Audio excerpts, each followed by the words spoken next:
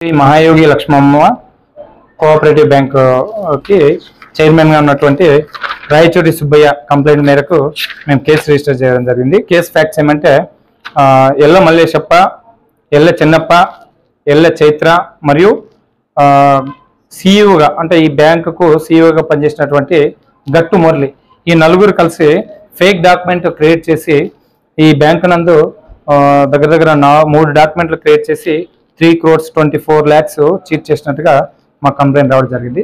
దీనిపైన కేసు కట్టి మేము విచారణ చేస్తున్నాము. ఏదైనా ఇన్వెస్టిగేషన్ ఏది ఫేర్గా ఉంటే దాని ప్రకారంగా ఇన్వెస్టిగేషన్ కొనసాగించి చట్టరీత్యా చర్యలు తీసుకోబడింది. లోన్ తీసుకున్నారండి. ఈ బ్యాంక్ నందు 3 సర్వే నెంబర్ వచ్చేసి 24 సర్వే నెంబర్ 24 దాంట్లో 3 డాక్యుమెంట్లు క్రియేట్ చేసి ఫేక్ డాక్యుమెంట్లు క్రియేట్ చేసి ఇవి ఫేక్ అన్నట్టుగా సబ్ రిజిస్టర్ ఆఫీస్ నుండి కూడా అన్ని రకాల ఎవిడెన్స్లు ఉన్నాయి. సో అన్ని ఎవిడెన్స్లు తీసుకొని కేసు రిజిస్టర్ చేయడం జరిగింది. ఇందులో కేసు ఫ్యాక్ట్స్ మెరిట్స్ ఏ విధంగా ఉన్నాయి ఫేర్గా ఇన్వెస్టిగేషన్ చేసి చర్యలు తీసుకోవాలి.